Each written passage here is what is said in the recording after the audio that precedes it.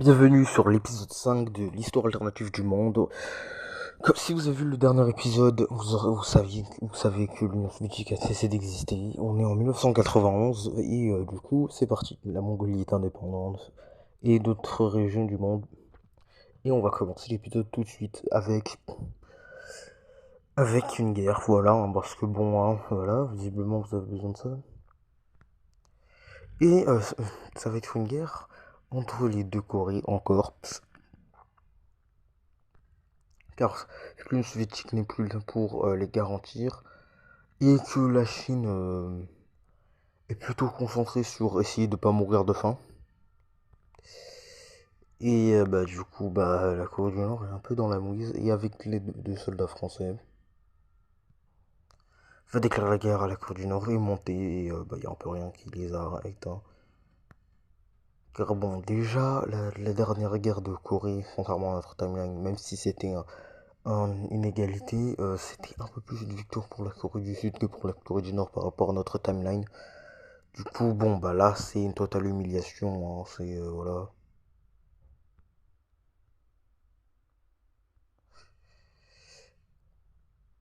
Il n'y a rien qui peut les arrêter. Et sachant qu'en plus, il y avait déjà des troupes sur la frontière, bon, bah voilà, hein, c'est... voilà. Voilà, voilà, c'est... Voilà, le traité de paix, hein, c'est ça. Au moins, ils sont unifiés, hein, ça. Voilà, ça, c'est... Faut toujours voir le positif. Le prochain événement, c'est la Russie qui a du mal à tout repayer. Et bah ce truc, bon bah je pense que c'est un peu évident que c'est pas très stable, hein, c'est après tout c'est les Caucases, hein, c'est les Caucases c'est comme les mini Balkans en fait, hein, donc voilà c'est parti, hein, guerre civile dans la partie chrétienne. Et du coup voilà c'est une guerre civile, c'est total. Ceux qui viennent de l'Azerbaïdjan veulent devenir indépendants. Il y a des Géorgiens qui sont pas contents. La partie majoritairement russe qui est pas content qui veut rejoindre la Russie. Et, euh, et l'Arménie. Euh, Heureusement, des troupes françaises arrivent et avec des troupes américaines et ça va se passer comme vous le croyez. Donc les troupes françaises, une fois arrivées, juste battent tout le monde, aident le gouvernement et proposent un traité de paix parce que bon, ils savent que bon, ça c'est de la merde en fait, hein, c'est pas fait pour durer. Et du coup, on va faire le traité de paix, de division et de tout ça, de la guerre civile tout de suite on se revoit bientôt. Enfin, pour vous, ce sera instantané, mais voilà. Et du coup, voilà, hein, du coup, la Russie qui prend une partie de la part des choses, et voilà, hein, du coup, c'est le traité de la guerre civile. Si d'ailleurs, je vous propose quelque chose, si vous voulez voir une carte avec les idéologies, ou si vous voulez directement qu'on puisse voir les idéologies, dites-le moi en commentaire. Voilà, vous me direz si vous pensez que c'est une bonne idée ou pas. Anyway. Euh, la Russie, vous voyez, ils sont un peu énervés, là, ils viennent de sortir de l'anarchie. Et bon, enfin là, ils sont un petit peu en anarchie. Et là, il y a un mec qui... Et du coup, là, ils viennent de devenir une monarchie. Et attention, attention, hein, leur plan pour plus mourir comme ça, ils ont trouvé une bête d'idée. Vous savez à quel point, genre, la plupart du temps où la Russie arrête de se faire envahir, c'est grâce à l'hiver, bah eux, ils se disent, let's go, on prend que les parties où il fait très froid en hiver.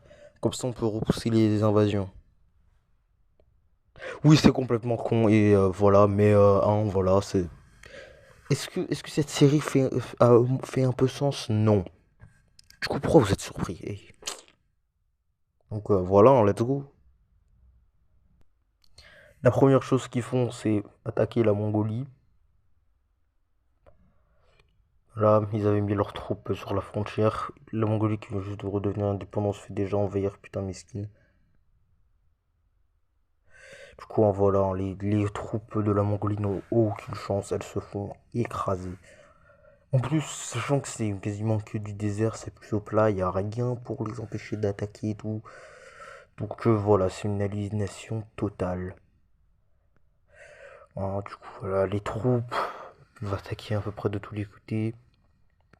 La capitale de la Mongolie est capturée.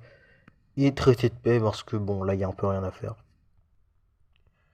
Bon, alors même si je pense que c'était un peu près évident, voilà, hein, la Mongolie est complètement annexée. Encore, sur une skin. Ensuite, ils attaquent les réminiscences de l'Union soviétique en Asie centrale, là. Voilà, hein, c'est un peu évident. Il n'y a aucune industrie ici, hein, vraiment, voilà, c'était évident, hein, voilà, je vois même pas pourquoi vous êtes surpris, hein. Voilà. Du coup, ça, c'est fait. Ici, on allait voir ce qui se passe en Europe, tiens.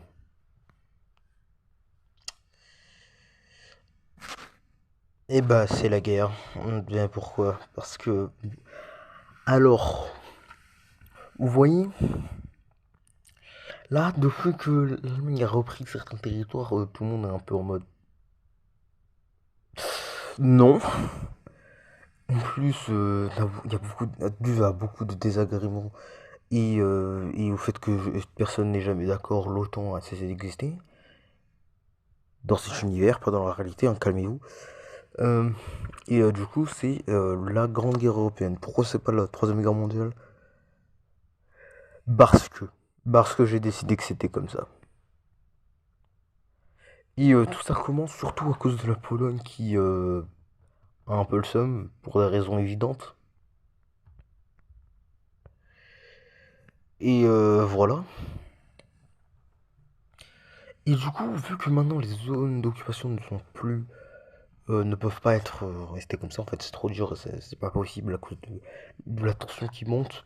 Vu que la Russie fait pression pour qu'on leur rende ça, bah du coup, bah ils sont, enfin, à part pour la Finlande, du moins pour l'instant, tous les pays qui ont des zones d'occupation en Russie, bah, sont obligés de rendre désoccupés, quoi. Ils sont obligés de se casser. Ils n'ont pas vraiment le choix. Du coup, voilà, d'abord c'est les zones d'occupation de la France, de la Biélorussie.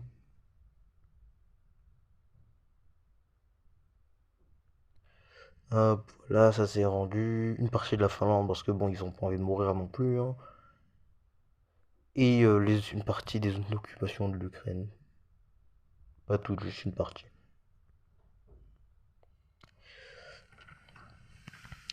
Et du coup, là, bizarrement, là, c'est bizarre. Pourquoi est-ce qu'il y a des troupes russes sur les frontières de la Biélorussie et de l'Ukraine, là? C'est bizarre, là. C'est suspect. Pourquoi est-ce qu'il y a des troupes polonaises sur la frontière de la Biélorussie et de l'Ukraine? C'est bizarre, ça aussi. Se dit tout le monde, mais bon, ne fais pas attention parce que je suppose que c'est pas si bizarre que ça. Euh, ah tiens, ces deux pays se déclarent la guerre sur la Biélorussie et l'Ukraine. Et bah pourquoi? Alors, parce que premièrement, la plupart des anciennes frontières de la Pologne à l'est, là, ici, que je vais vous retrouver en montage, étaient à la Pologne. Et parce que ces pays faisaient partie de l'Empire de Russie, du coup, on décide de diviser ça en deux. Voilà, c'est la classique, hein. La classique. Et le premier à faire un move, c'est la Pologne, qui envoie ses troupes avec un peu rien pour les résister. La Lituanie aussi se fait envahir, hein, parce que pourquoi pas. Après tout ça aussi, c'était à la Pologne, hein, du coup, pourquoi pas, j'ai envie de dire. Hop, invasion. Et même en Ukraine, hein, si vous croyez, et en bien évidemment, la Pologne a mis des fortifications, hein, parce qu'ils sont pas cons non plus. Ils ont mis des fortifications sur leurs frontières. Et là, vous dites, ah, ça va, on peut repousser. Et du coup, bah non, bah quand je crois que c'est fini, bah non, bien évidemment, il y a quelqu'un qui décide de rejoindre la guerre parce qu'ils peuvent et du coup tu te fais envahir des deux côtés. Je sais pas vous, mais moi ça semble familier tout ça, hein. Je dirais rien de plus, mais ça semble très très familier quand même. Ce plan là, comme ça là, suspect, ça semble très très familier, hein, certains plans. Mais passons. Les troupes russes arrivent en Biélorussie en premier parce que c'est le plus petit des deux, du coup ça va être le plus facile à capituler, à faire capituler. Voilà, hein, du coup, voilà, ça se passe à peu près comme vous pouvez y penser, hein. Et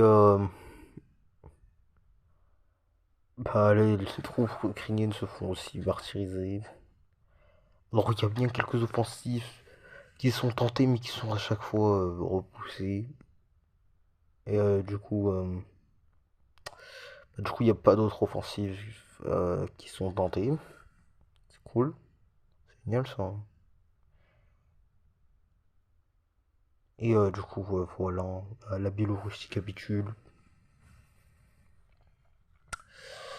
Et ensuite, bah, ça va être autour de l'Ukraine, hein. C'est parti, allez, let's go. Sachez que ça n'a aucun lien avec aucun événement réel en jeu. Non, parce que là, on pourrait croire que, mais non, non, c'est pas le cas, hein. Surtout dans la façon dont je parle. Mais non, c'est pas réel, hein, c'est fictif. Calmez-vous, c'est fictif, hein. En tout cas, passons. Du coup, invasion, On, on envoie des troupes au beau milieu du pays pour le faire abandonner plus vite, hein, voilà, hop, on parachute des troupes, les envahissent, tac, voilà.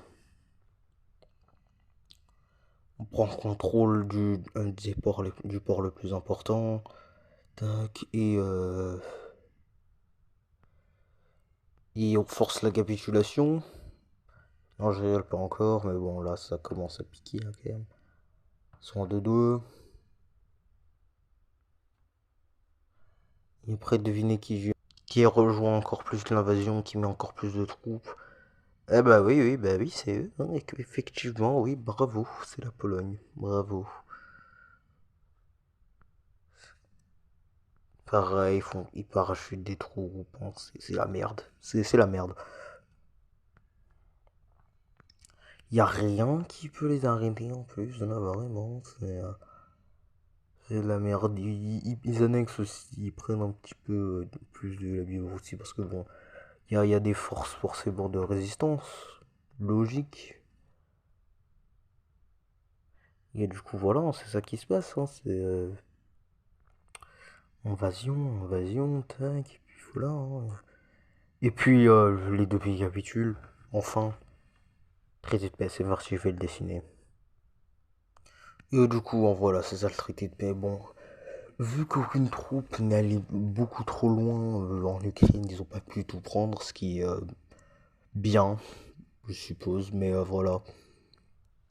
Et sauf que je vous signale que tout le monde n'a pas reçu tous les territoires qui disent qu'ils sont à eux, hein, parce que bon, il y a ces territoires aussi, hein. Ouais, bah oui. Euh, Et du coup, bah, qu'est-ce qui se passe? Bah, la Pologne déclare la guerre à l'Allemagne. La France qui dit qu'ils sont un peu merdés, ils déclare la guerre à l'Allemagne aussi. Euh, la Tchécoslovaquie se dit, hey, let's go, je vais défendre l'Allemagne. La Hongrie est neutre. Euh, les Pays-Bas se disent, let's go, je vais aussi déclarer la guerre à l'Allemagne. Et du coup, c'est la grande guerre d'Europe. En gros, c'est quasiment toute l'Europe contre l'Allemagne. Et du coup, voilà, hein, c'est parti. La Pologne qui avait déjà des troupes à la frontière commence à charger. Et là, c'est la première chose qu'ils font.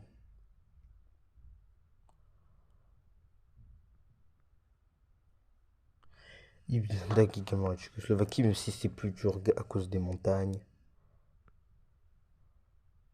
Et les troupes polonaises sont plutôt fortes, hein, je vais pas mentir, elles font pas mal de dégâts.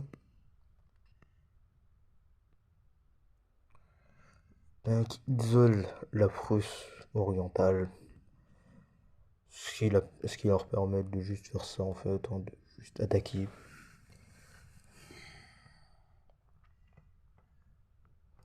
Et également attaquer l'Allemagne elle-même, même si bon, c'est un peu plus dur, hein, parce que bon, Voilà, c'est dur, hein, ça reste une puissance militaire hein, quand même. Par contre, foncer en Tchécoslovaquie, qui est fun fact toujours communiste, c'est un peu plus facile. Du coup, ils le font. Simple.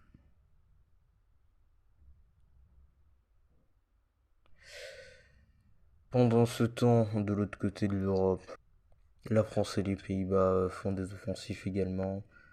Pour la France, hein, les Pays-Bas, ils restent plutôt en défense. La France, eux, ils suivent le Rhin pour avoir une ligne de défense à peu près gratos.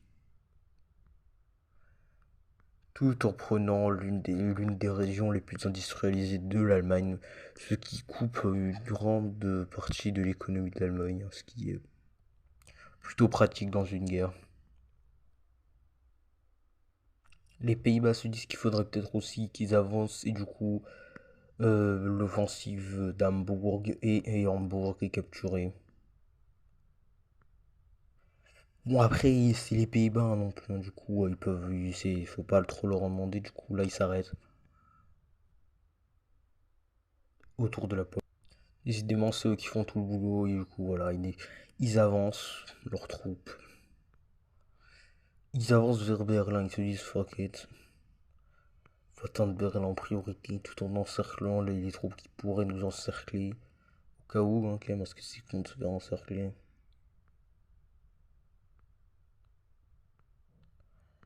Diviser les troupes pour couvrir plus de terrain, tout en continuant à foncer vers Berlin.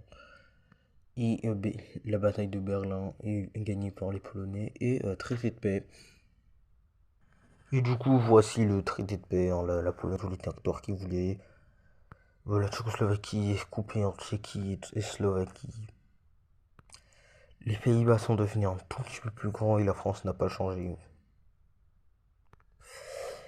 Et, euh, et du coup, c'est parti pour encore une autre guerre.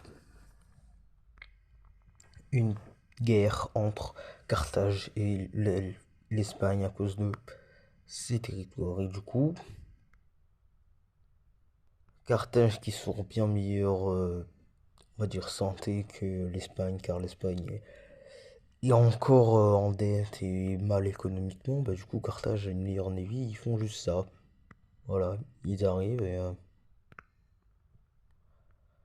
l'Espagne qui avait pas prévu ça, bah ils se font un petit peu défoncer parce que bon, ils pensaient que ça allait juste être dispute diplomatique. Mais bon, voilà, hein, du coup ils foncent vers Madrid, je sais pas exactement où est Madrid, je suis désolé si je me trompe. Et capturent la ville.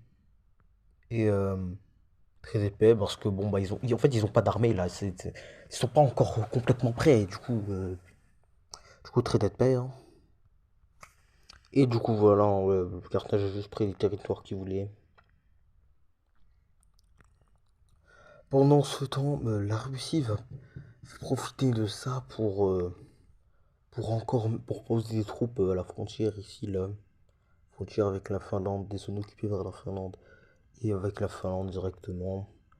Tandis que s'unifier avec la Finlande parce que non.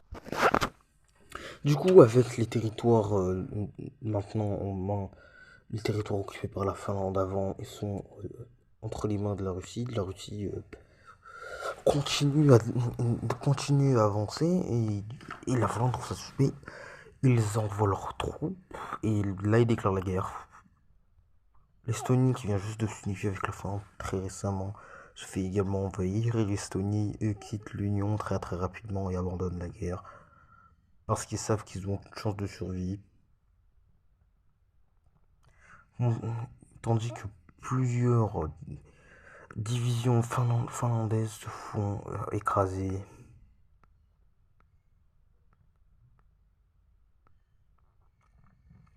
La Russie continue sur les zones les plus populées, Ah oui, populé. avec le plus de Ouais, ouais. population. Bordel, c'est chiant. Avec le plus de population de la Finlande et se font du coup envoient leurs troupes. Ils envoient également leurs troupes au nord pour attaquer. Et envahissent sans faire exprès la Norvège. Et du coup, les ont entré les forces à entrer dans la guerre. Les troupes russes du coup continuent à avancer en Norvège. Car bon, maintenant qu'ils sont en mode fuck it, maintenant qu'ils sont dans la guerre, autant continuer jusqu'au bout. Avec la Finlande qui ne peut également rien faire.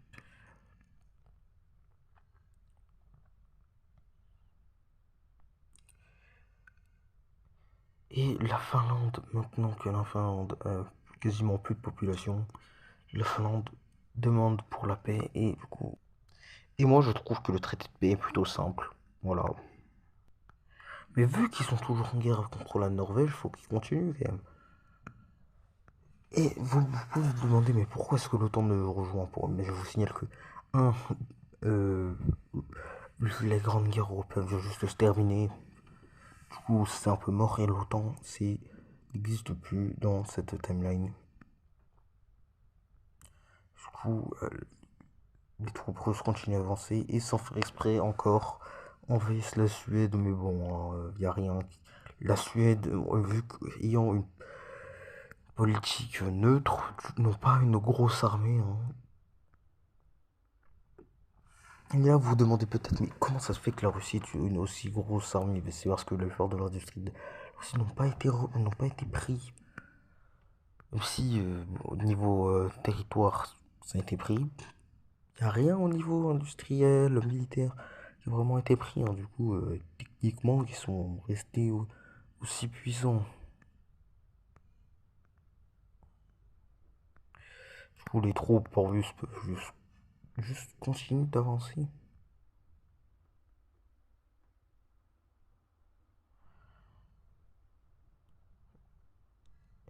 Et s'approche de plus en plus des régions avec le plus de population de la Norvège et de la Suède.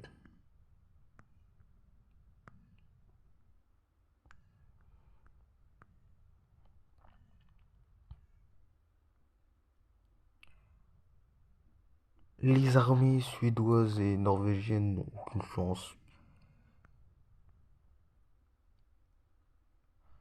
Et petit à petit, tout le monde comprend que bon bah, on sait qui a gagné. Hein.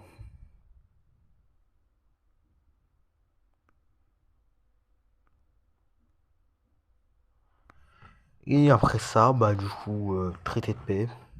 Parce que bon, ils savent très bien que bon là, ils ont perdu quasiment plus d'armées. Et du coup, traité de paix. Hein. Du coup, voilà le traité de paix. Mais c'est pas fini parce qu'ils attaquent le Danemark cette fois voulu, hein, c'est pas un accident. Et tout le monde s'en fout. Voilà, littéralement, vraiment, tout le monde s'en fout. Voilà, en Europe, non, t'inquiète. Et fun fact, pendant que tout ça arrive, le Royaume-Uni pousse pour une coalition ou qu'on crée une alliance parce que bon, là, ils vont continuer à s'étendre. Tout le monde est en mode TKT, tu stresses juste trop là, c'est bon, ces pays ils sont pas très très puissants militairement parlant, c'est bon là, c'est normal. Mais un seul d'une des grandes puissances, c'est bon, ils sont KO. Et du coup voilà, hein, tandis que ça c'est en train de se passer. Même à l'ONU, hein, tout le monde s'en fout un peu. Bien que bon, il y a des sanctions économiques qui sont quand même imposées, c'est rien. Et voilà, et le traité de paix, c'est pareil, la même chose encore. Et toujours la même chose. Et aussi, ils envahissent ça, là. Ils envahissent ça. C'était bonne personne, j'avais oublié ça.